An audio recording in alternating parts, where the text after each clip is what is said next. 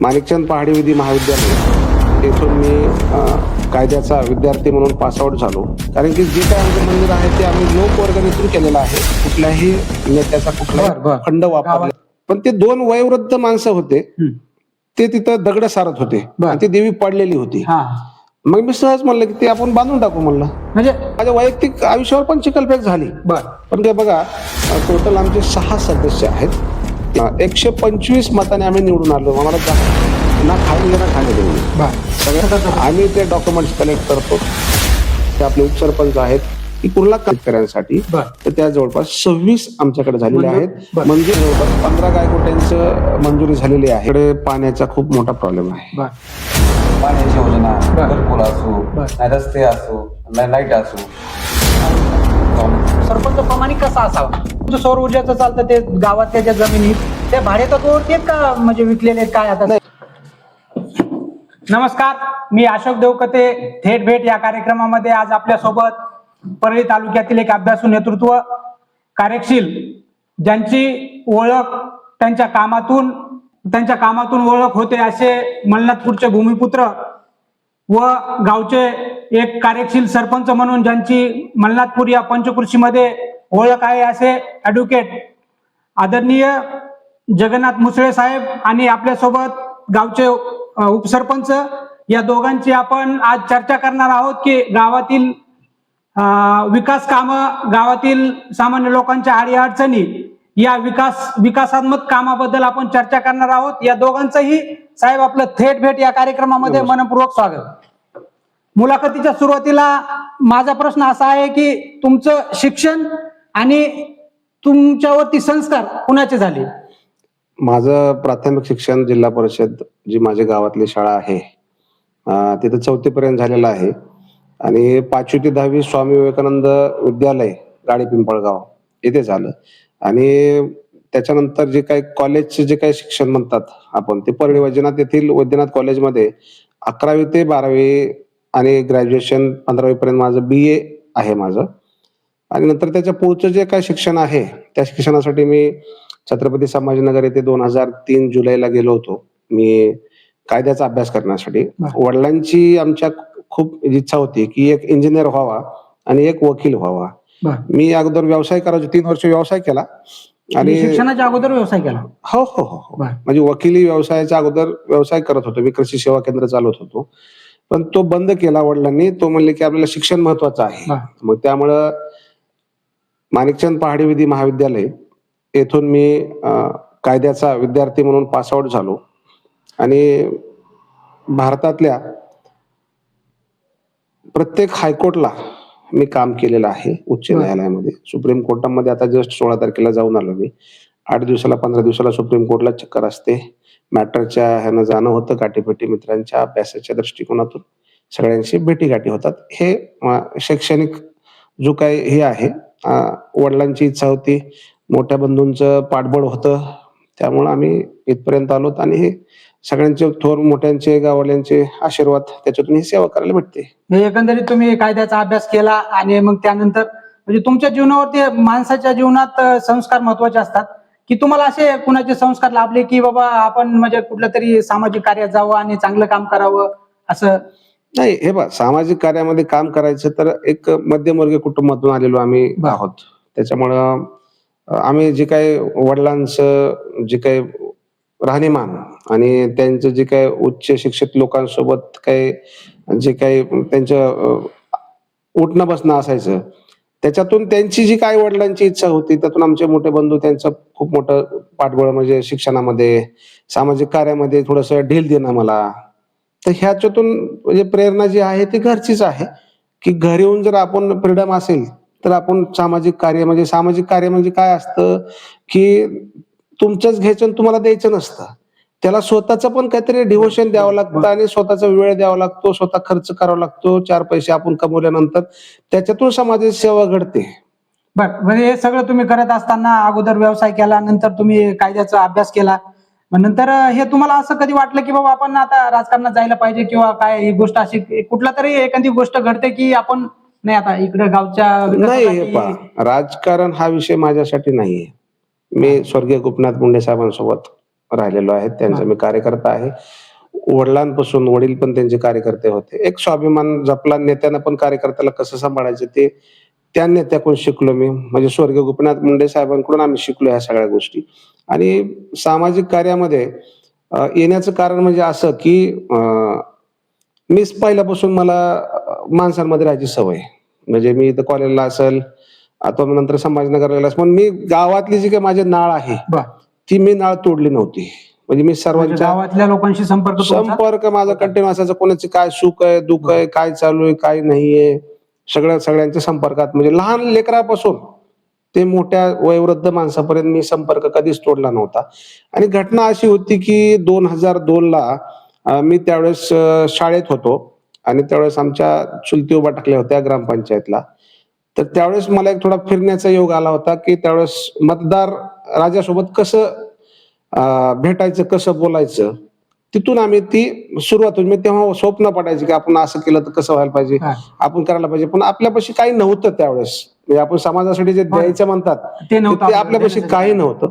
त्याच्यातला योग तसा आला 2012 ला.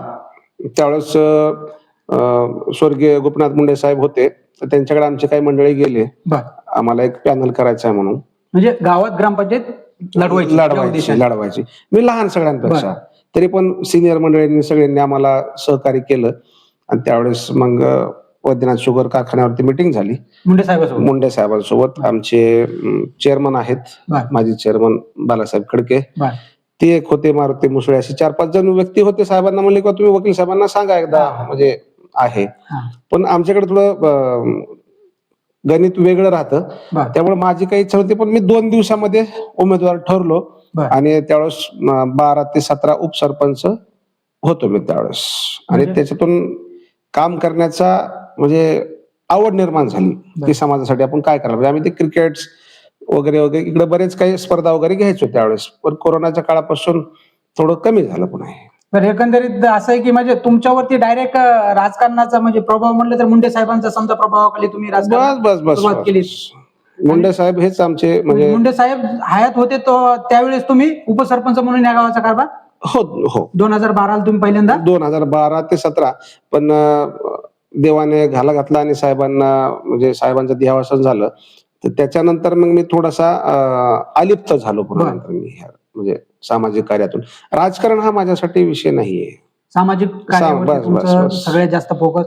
मग त्यापुढे आता हे जे तुम्हाला आता लेटेस्ट मध्ये 3 वर्ष पूर्ण झाले, तुम्ही सरपंच आहे, तर तुम्ही हे सगळा कारभार पाहताय. तर मग हे निवडणुकीच्या 6 महिन्याच्या अगोदरचा काळ कसा होता की हे सगळं गणित, मतांचं गणित जुळवायचं किंवा म्हणजे परत डोक्यात तुम्हाला म्हणजे ह्या गोष्टी कशा आल्या की आपण परत म्हणजे याच्यामध्ये उतरायचं आणि ह्या गोष्टी कशा साध्य करायच्या? हे पहा, माझं स्वप्न असं पडायचं आता मी माझा व्यवसाय वकिली आहे. मी भारतातल्या मेजर जे काही स्टेट्स आहेत त्यांच्या म्हणजे सुप्रीम कोर्टात तर जातोच, पण हायकोर्टातल्या उच्च न्यायालयात जाण्या येण्यामुळे प्रवास आणि माझा सगळ्यात मोठा छंद जर विचारला तर पहिली हॉबी तर मी प्रवास खूप करतो आणि सेल्फ ड्राईव्ह करतो. मी स्वतः मी 1200 किलोमीटर दिवसात चालतो.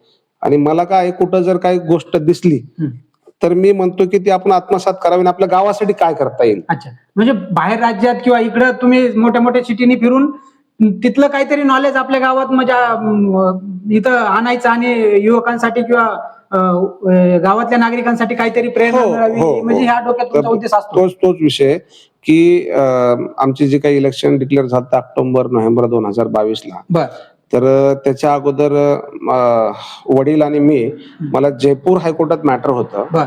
तर माझ्याकडे 2 दिवस वेळ होता, तर मी जनरली फ्लाईटनं जात असतो. पण त्या दिवशी काहीतरी प्रॉब्लेम झाला आणि मी कार काढली. तर वडिलांना म्हणलं आपण जाऊया, तर ते म्हणले येतो मी. तर आम्ही उज्जैनला गेलो. उज्जैनहून पुढे आम्हाला जायचं होतं जयपूरला, पण 2 दिवस वेळ होता, सुट्टी होती. मग म्हणून मी म्हणलं की आपण जाऊया इकडं राजस्थानमध्ये. तर आम्ही ह्याला गेलो जैसलमेर साईडला, तर चित्तोडगडच्या पुढं. तर तिथं काय एक ग्रामपंचायत दिसली मला. आता मला सांगा, राजस्थान, मध्य प्रदेश आणि बिहार हे बिमारो राज्य म्हणून आम्ही ज्यावेळेस कॉलेजला होतो त्यावेळेस गणले जायचे.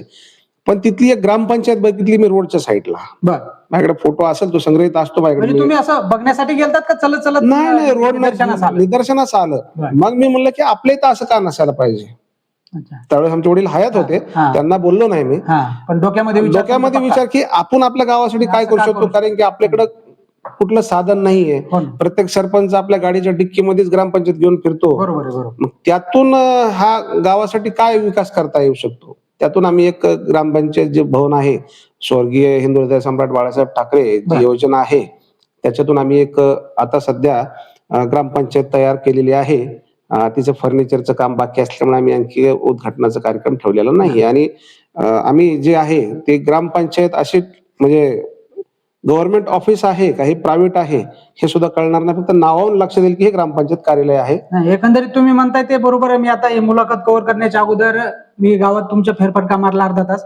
एकंदरीत एकदम व्यवस्थित प्रशस्त सगळं व्यायामशाळा असेल ती तुम्ही स्वतःच्या जागेत दिली असे गावकरी सांगत होते. हो, ते असं आहे की काही प्रत्येक गावात काही इश्यू असतात. बर. त्यातून मग एक संकल्पना आली. आपले जे उपसरपंच आहेत तेच म्हणले किंवा असं काही आपण करण्याच्या ऐवजी आपण एक प्रतिष्ठान बनवू बर. आणि त्या प्रतिष्ठानच्या माध्यमातून पण ह्या सामाजिक गोष्टी कामं सामाजिक चालू. आपण करूया. तुम्ही डोनेट करताय, पण त्या डोनेटची कुठेतरी नोंद पाहिजे. काहीतरी लेबल पाहिजे, म्हणजे या शिक्क्याच्या नावाखाली काम हा, व्हायला पाहिजे. नोंद करता आली पाहिजे. म्हणून आम्ही वडिलांच्या नावानं स्वर्गीय गणपतराव सुंदरराव मुसळे प्रतिष्ठान केलंय. त्या प्रतिष्ठानच्या माध्यमातून आम्ही 50x55 एक व्यायामशाळा बनवतोय. त्याचं काम चालू आहे, अजून अर्धवट आहे. आणि एक आमच्या इथं फिल्टर पाणी नव्हतं. हो, आणि गव्हर्नमेंटकडे निधी उपलब्ध करण्यासाठी किती परेशानी व्हावं लागते हे तर तुम्हाला पाठपुरावे. पाठपुरावा किती करावा लागतो तुम्हाला माहिती आहे. आता जलजीवनचं माझं रिवाईजचं काम चालू आहे. बर. त्याच्यात पण किती चक्रा मारावं लागतात, काय होतंय काय हे सगळ्या गोष्टीचा लक्षात ठेवून मग आम्ही एक प्रतिष्ठान केलं. त्याच्यात मग आम्ही आरो फिल्टर अजून काय मला करता येईल ते अजून ते आम्ही कामं सुरू. प्रतिष्ठानच्या माध्यमातून आम्ही करूया. गव्हर्नमेंटच्या ज्या काही स्कीम असतील त्या पण आम्ही करूया. असं ह्याच्यातून चालू आहे सगळ्या गोष्टी. हे सगळं करत असताना तुमचा जो तुम्ही आता जे सरपंच म्हणून आहात, ती निवडणूक लढवण्याच्या अगोदरचा 6 महिन्याचा काळ तुम्हाला हे म्हणजे काय कसं झालं की बाबा तुम्हाला गावकऱ्यांनी सांगितलं की तुम्ही सरपंच व्हा, किंवा या सगळ्या गोष्टी कशा घडल्या? तुम्ही सरपंच पदाचे उमेदवार किंवा सगळ्यात महत्वाचा जो काय विषय आहे, मी थोडा धार्मिक आहे. बर. आणि धार्मिक म्हणजे अंधश्रद्धेवाला माणूस नाही मी. जी रियालिटी आहे त्याच्यात जगणारा माणूस आहे. आमच्या इथं जे तुम्ही आता ग्रामदेव बघितलं असेल, हो. दक्षिणमुखी हनुमान मंदिर आहे. तर तिथं काय थोडा विषय होता की आमच्याकडे जागा आहे, बर. पण सभा मंडप असायला पाहिजे अशी गावकऱ्यांची इच्छा होती. बर. कारण की जे काय आमचं मंदिर आहे ते आम्ही लोकवर्गणीतून केलेलं आहे. कुठल्याही नेत्याचा कुठलाही फंड वापरलेला गावातल्या लोकांचा पैसा सगळा एकत्र करून हो केलेला नाही. फक्त एक जे समोरचं जे सभागृह आहे त्या सभागृहाला आम्ही स्टेज म्हणून कन्वर्ट नंतर केलं. हो, आमच्या काळामध्ये. ते खूप छान आहे आणि बघण्यासाठी. त्यानंतर आम्ही ते बनवलं, त्याला मंदिराच्या ह्याच्यामध्ये अटॅच केलं. मग काही जणांचं असं म्हणणं होतं किंवा यांना आपण बिनविरोध देऊ. बर. गावकऱ्यांमध्ये हा, गावकऱ्यांची- प्रभावित झाले किंवा हो, हा हो. पोरगा गावचा तरुण पोरगा काहीतरी चांगली करू उमेद शकेल. घेऊन काम त्याची करू सुरुवात शकतो. अशी होती की आमच्या दक्षिणमुखी हनुमान मंदिरच्या समोर आता ते सभा मंडप पाठीमागच्या दिसत बरं. नाही. आता जी व्यायामशाळा जी केलेली आहे त्याच्या पाठीमागे एक देवी होती. बर. आणि त्यावेळेस काही राजकारणाचं काही किंवा इलेक्शनचं आता आपण राजकारणाच म्हणावं लागेल ह्याला, हो ना. ह्याचं काही वारं कुठं वाहत नव्हतं. बर. बर. पण ते 2 वयोवृद्ध माणसं होते, हम्म. ते तिथं दगड सारत होते बरं. आणि ती देवी पडलेली होती. हा, मग मी सहज म्हणलं की ते आपण बांधून टाकू म्हणलं. म्हणजे त्यांना ते मंदिर व्यवस्थित करायचं होतं, पण त्यांच्याकडे पुरेशी ताकद नव्हती त्या वृद्ध लोकांकडे. हा, नाही, त्याच्या अगोदर त्यांनी लोकवर्गणी केली होती असं म्हणतात आणि ते लोकवर्गणी करून ती सार्थ झालं नाही. मग त्यांना म्हणलं काम चालू करा. हा. तिथंच म्हणलं मी. बर. बर. मग ते 2-3 वयोवृद्ध होते. धोंडराम मुसळे असतील, आपले जे कोरडे म्हणून आमचे एक आहेत बाबा, आणि ते किसनराव मुसळे एक असतील, हे वयोवृद्ध माणसं दगड सारत होते. हम्म. मी म्हणलं हे चालू करा काम. मग चालू करता करता करता त्यांनी काही लोकवर्गणी पण जमा केली, 70-80 हजार रुपये. आणि वरचं जे काय लागेल ते मग आम्ही सहकार्य केलं धार्मिक असल्यामुळे. तिथून ही खरी सुरुवात म्हणायला हरकत नाही. आणि नंतर मग मंदिराचा जे काही विषय होता तर तो जसं मला करता येईल, म्हणजे काय होतं, माझे वडील बघायचे अगोदर, म्हणजे सगळे गाववाले पण बघायचे, पण ते म्हणायचे किंवा आणायला जरा ह्याच्यातल्या हिशोबातलं माहिती, म्हणजे थोडक्यात लोकांना कसं डील करायचं त्यांना माहिती. इलेक्ट्रिशियन असेल, लाईट म्हणजे व्यवहार ते बघत होते. मग आम्ही म्हणले की तुम्ही पण बघा. मग आम्हाला थोडस पुढारपण दिलं त्यांनी. तुम्हाला वडील सगळं कारभार बघत होते घरचा, गावातला थोडाफार त्यांचा थोडाफार अनुभव तुम्हाला सहवास मी लाभला पाहत होतो ना, असेल. लहानपणापासून त्यामुळे पाहत तुम्हाला होतो. ते कामाला गती आली. आणि मी जसं म्हणलं हा. तसं गावल्याने ऐकलं, बरं. त्या पद्धतीमध्ये मग आम्ही हे सभा मंडप आणि साईटचं सगळं ते केलं ते आम्ही त्याच्यामध्ये. मग ही तुम्ही फॉर्म भरला आणि नंतर ही आता गावात आरोप प्रत्यारोप हे तर कुठं पण हे असतं. हे मग हे पहा. तुम्ही निवडणूक समजा किती मतांनी जिंकलात, तुमचे सदस्य किती आहेत आता ग्रामपंचायत हे पहा, माझे काय आहे, तुम्ही जे म्हणलात की हे जे प्रत्येक गाव असतं त्या गावा ठिकाणी 2 गट असतात, 3 गट हो. असतात, ते चिखलफेक होत असते, त्याच्याकडे काही मी लक्ष देणारा माणूस बरं. नाही, कारण की माझ्यावरती मुंडे साहेबांचा प्रभाव आहे. कारण वडील आमचे हमेशा सांगायचे घरी त्यांच्यासोबत छोट्या छोट्या बसल्या गोष्टीवरती कशा लक्ष काय द्यायचं असतात काय असतं ते आम्ही काही लक्ष देत नाही त्याच्याकडे. आणि माझ्या वैयक्तिक आयुष्यावर पण चिखलफेक झाली, नाही. बरं. पण गावातल्या माणसांना माहिती आहे ना सगळं, की मी गावातलाच भूमिपुत्र आहे ना. बाहेर जरी शिक्षणासाठी गेलो असलो बरोबर. तर माझी गावातली काही नाळ तुटलेली नव्हती ना. सामाजिक कामात हा. तुम्ही जोडलेले. आम्ही जोडलेलो होतोच. मग त्याच्यामुळे आमचं काय, आमचे बघा टोटल आमचे 6 सदस्य आहेत. एक वाडी कितीची? 7ची बॉडी आहे. बरं. आणि सरपंच पदाचे जे काही उमेदवार आम्ही होतो, हा. तर 125 मताने आम्ही निवडून आलो. आम्हाला जास्त मतं पडले. बरं, म्हणजे बऱ्यापैकी म्हणजे 7 सदस्यापैकी 6 सदस्य तुमचे सरपंच म्हणजे 100 हो, हो. 125 मध्ये म्हणजे बऱ्यापैकी तुम्हाला लोकांचा सहभाग होता की बाबा हा पोरगा गावचं आपलं चांगलं करू शकतो आणि ह्याला आपण पाठबळ दिलं पाहिजे असं एक दिसतंय तुमच्या मताच्या हो, रूपाने. गाववाल्यांचा विश्वास म्हणजे माझे काय, फक्त मुळात एकच घर आहे आमच्या आजोबांचं. बरं. मग सगळ्या गावाल्यांनी आम्हाला आशीर्वाद दिला म्हणून सगळ्या आम्ही जाती धर्माच्या लोकांनी बाबा हा पोरगा दिलं म्हणूनच आम्ही इथपर्यंत आलो. आणि त्यांचा जो काही विश्वास आहे हा आज 3 वर्षे होत आहेत आम्हाला.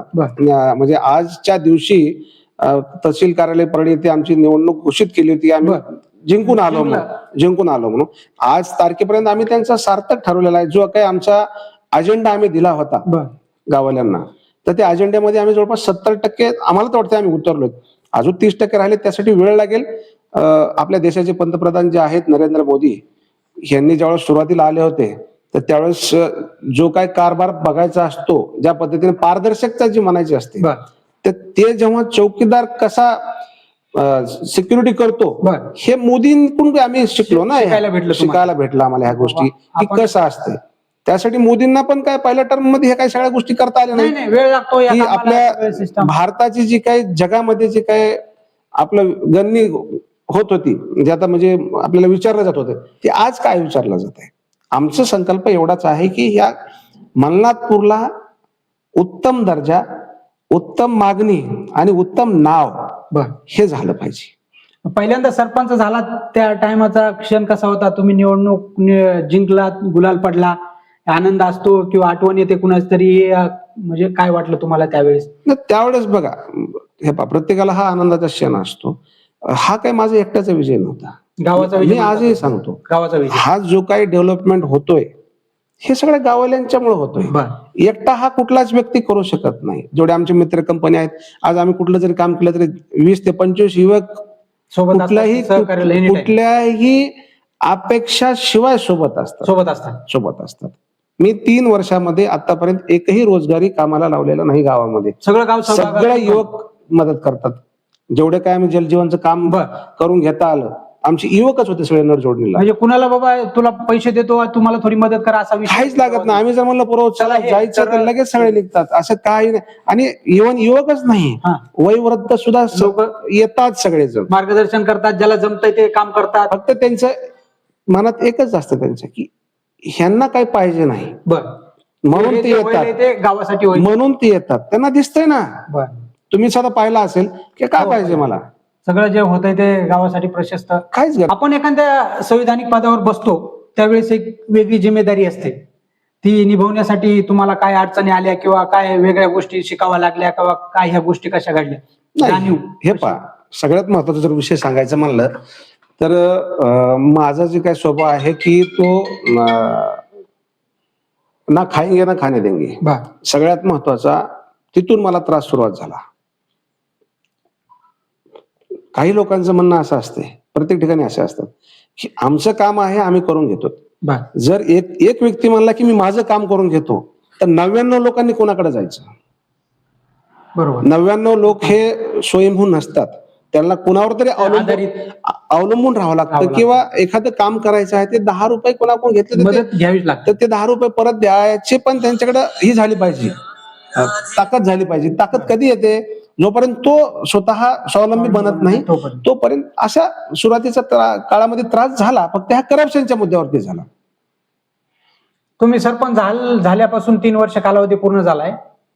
पहिल्या दिवसापासून आजपर्यंत काय असे ठोस कामे केले तुम्ही, किंवा लोकांचे वैयक्तिक अडचणी असतील किंवा सार्वजनिक कामे असतील, हे म्हणजे पंचायत समितीच्या माध्यमातून काय काय तुम्ही इथं आजपर्यंत प्रोजेक्ट राबवले किंवा काय सगळ्यात प्रोग्रेस आहे? महत्वाचा जो विषय आहे की सर्वसामान्य शेतकऱ्यांना लागती विहीर पाण्यासाठी जी शासनाची ती आपण राबवायचंय, आपण फक्त माध्यम बनायचं त्याचं, म्हणजे फॉलोअप घ्यायचा, बाबा तुझे कागद माझ्याकडे पंचायत समितीला पाठपुरावा करणं. पण आपल्याकडे कशी प्रथा आहे पहिल्यापासून, गावातच म्हणून नाही, प्रत्येक गावोगावी हेच प्रथा आहे.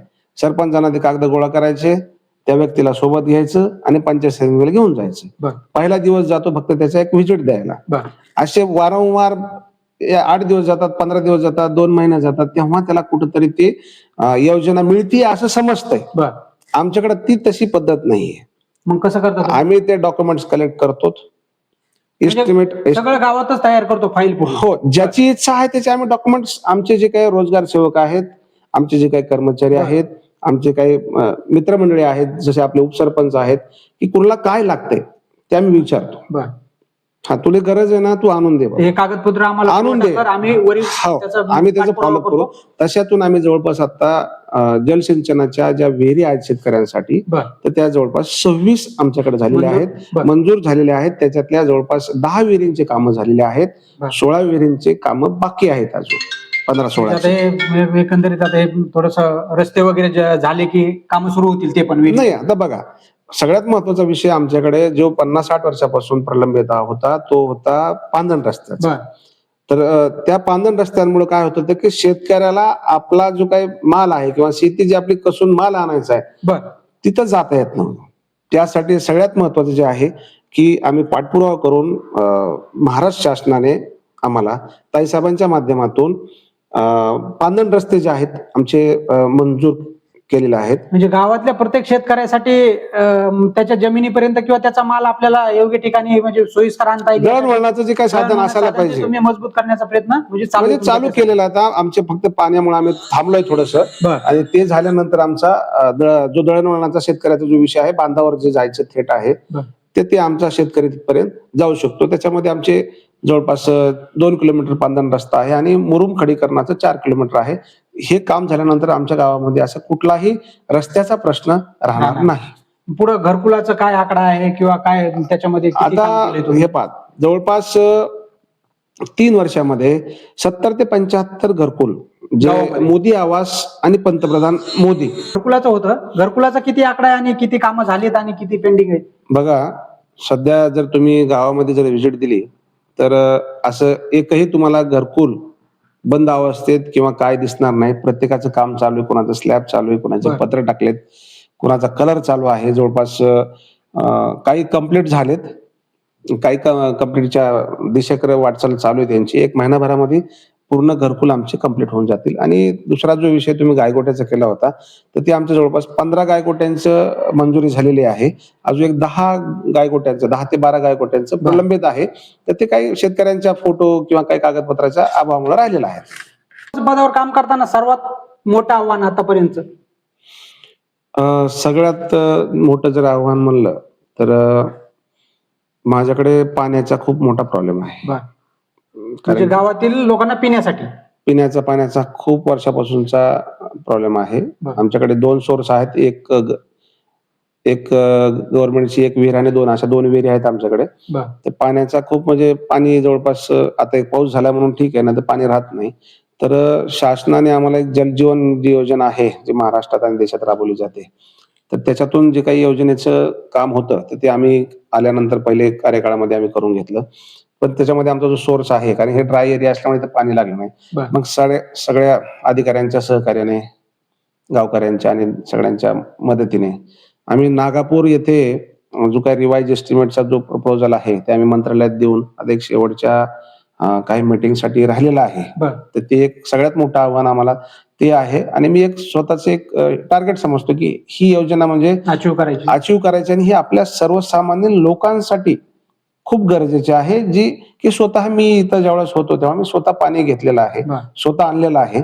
त्यामुळं हे खूप गरजेचं वाटतं मला हे. म्हणजे नागापूरच्या डॅमहून गावामध्ये तुमच्या थेट पाईपलाईन आणायची हो. आणि त्या माध्यमातून गावातील तोच जो आमचा सगळ्यात मोठं तुमचं रिवाईजचं आव्हान. जो काय आव्हान आहे आमचं ते आमचं पूर्णत्वास आलेलं आहे आता सगळ्यात तेवढं आहे. आणि बाकीचं काय थोडंफार 19-20 प्रत्येक ठिकाणी राहतं त्याच्याकडे मी लक्ष न देणारा माणूस आहे, त्याला मी आव्हान समजत नाही. फक्त माझ्यासाठी एवढंच मोठं आव्हान आहे की ह्या पाण्याचं म्हणजे ते कम्प्लीट झालं की थोडंसं वाटेल आपण काहीतरी सामाजिक कामामध्ये थोडंसं गावासाठी आयुष्यभरासाठी जो प्रश्न होता तो तो सगळ्यात मोठा प्रश्न तो आहे, त्याचं मला समाधान वाटेल. आपल्यासोबत उपसरपंच आहेत. तुम्ही ग्राउंड लेवलला चांगल्या पद्धतीने काम करता. गावातील लोकांच्या अपेक्षा काय असतात आणि त्या तुम्हाला पूर्ण करणं होतात का, किंवा काय म्हणजे लोकांना काय वाटतं सरपंचांनी काय आमच्यासाठी केलं पाहिजे असं? लोकांची एकच भावना असते किंवा पाण्याची योजना, बर. घरकुल असो, बर. नाही रस्ते असो, लाईट असो, इथे काम चालूच आहे आता गावामध्ये सध्या. म्हणजे तुम्ही त्यांच्या विश्वासाला पात्र राहून म्हणजे लोक जे सांगतात त्यासाठी तुम्ही रात्रंदिवस रस्त्यावरती असता. हो 100%. आणि आता काही वेळेस तुम्ही ग्राउंड लेवलला काम करताना विरोधक असतात, मग त्यांना कसं सामोरे जाता, किंवा काही अडचणी चांगल्या कामामध्ये काही अडचणी येतात का? गावाविरुद्ध असतेच इथे बी आहेत. मग ते कसं शांत डोक्याने कसं तुम्ही ते हँडल करता, किंवा काय असतं ते त्या गोष्टी? काय नाही एवढं काय हे नसतंय. बरं, तुम्ही तुमच्या कामावरती फोकस करता, विरोधकावरती तुम्ही लक्ष देत नाही. एवढे काय गावात विरोध नाही तर सगळे चांगले आहेत. म्हणजे बऱ्यापैकी एक दोन लोक समजा आपण सगळे चांगले तसं काही नाही, सगळे मिसळून बरं एकत्र एकत्र होऊन काम करतो. आता प्रश्न तुम्हाला आहे, तुम्ही सरपंच म्हणून तुम्हाला असं काय वाटतं सरपंचाला प्रामाणिक राहण्यासाठी काय कष्ट करावे लागतात का, किंवा सरपंच प्रामाणिक कसा असावा? आता अनेक गावामध्ये बऱ्यापैकी सरपंच आपण ऐकतो बातम्या, 4 दिवसाला 2 दिवसाला येतात, कोणीतरी पैसे घेतले, घरकुलासाठी पैसे घेतले, म्हणजे असं प्रामाणिक सरपंच राहायचंय बाबा, माझ्यावरती डाग नाही लागला पाहिजे, त्यासाठी पराकाष्ठा काय आहे माणसाची? सगळ्यात महत्वाचा जोग आहे की आपण स्वतःला सरपंच कधीच म्हणून घ्यायचं नाही. बरं, आपण प्रथम नागरिक आहोत हे लोकांनी दिलेलं आहे. ते प्रथम नागरिक ह्याच्यासाठी आहे की तू पालक म्हणून, गावाचा पालक म्हणून तुम्ही त्या पालकत्वाची भूमिका निभावण्यासाठी काय करावं लागतं. तुम्ही एखाद्या घराचं उदाहरण घ्या, त्या घरामध्ये एखादा पालक असतो, त्याच्याकडे सगळा व्यवहार असतो. बरं, त्या व्यवहार झाल्यानंतर घरामध्ये सदस्य असतात, कोणाची काय अडचण आहे काय नाही हे जर बघितलं तर त्या प्रथम नागरिकाने स्वतःला सरपंच कधीच म्हणू नये, ह्या मताचा मी जो आहे. सरपंच आहे त्यांनी स्वतःला कधी सरपंच म्हणू नये आणि त्या आविर्भावामध्ये कधी जाऊ नये. बरं, आणि आपण एक आपलं कुटुंब घ्यावं. आणि मी माझा जो गावाचा पालक आहे, माझ्यावर गावाची बस माझा जो काही माझा जो अजेंडा आहे तोच आहे की आपण जो आहे ते आपण प्रत्येक घटकापर्यंत आणि घटकाच्या शेवटच्या घटकापर्यंत आपण पोहोचलं पाहिजे आणि त्याला काय अपेक्षित आहे एवढंच हे घेतलं पाहिजे. ज्या दिवशी असं वाटेल की माझ्या गावातील प्रत्येक घटकापर्यंत जी काय शासनाची योजना आहे ती पोहोचल्यानंतरच मी समाधानी होईल, तोपर्यंत मी समाधानी होणार नाही, अशी माझी स्वतःची भावना आहे. इथून पुढच्या राजकीय किंवा सामाजिक कारकिर्दीमध्ये तुम्हाला असं कुठलं काम वाटतं की बाबा गावासाठी हे काम, म्हणजे भविष्यातलं स्वप्न कुठलं वाटतं की हे गावासाठी व्हायला पाहिजे, किंवा त्याला काहीतरी काय लागणार आहे, असं मोठा प्रोजेक्ट किंवा काहीतरी असं युवकांना रोजगार भेटावा असं? आता हे बघा, सगळ्यात महत्वाचं जे काय आहे ते आपल्याकडे औद्योगिक वसाहत नाहीये. बरं, तर आता शिरसाळा असेल, थांबवतो तुम्हाला मी, हे तुमच्या इथं जे प्रोजेक्ट झालेला आहे याचा आपलं सौर ऊर्जाचा, त्याच्यामध्ये गावातील तुमच्या युवकांना काही काम भेटलंय का, किंवा ते कुठल्या तत्वावरती चालतं? आता हे बघा, आमच्या इथं युवकांना रोजगार मिळालेला आहे. बरं, पण जो मिळायला हवे, आता मी फिरतो, प्रवास करतो माझ्या व्यवसायाच्या माध्यमातून, तेव्हा मी पाहतो तर त्या जो काय ते प्रमाण आहे, जो पर्सेंटेज आहे, त्या पर्सेंटेज मध्ये समाधानी नाही, म्हणजे थोडंसं ऍव्हरेज आहे. बरं, मग ते जे तुमचं सौर ऊर्जाचं चालतं ते गावातल्या ज्या जमिनीत त्या भाडे तत्वावरती आहेत का, म्हणजे विकलेले आहेत काय? आता हे पहा, माझ्या जे काय पाहण्यात आहे, मी काय कुठला कागद बघितलेला नाही, पण त्याच्या क्लिअर दुय्यम निबंधक कार्यालय परळी येथून खरेदी विक्रीचे व्यवहार झालेले आहेत, एवढं ऐकलेलं आहे. म्हणजे गावाचं त्याच्यामध्ये आता काही राहिलं नाही, किंवा त्याच्यातून आपल्याला भाडं भेटेल किंवा संबंधित शेतकऱ्यांनी ती जमीन विक्री केलेली आहे असं माझ्या ऐकण्यात आहे. हो आहे.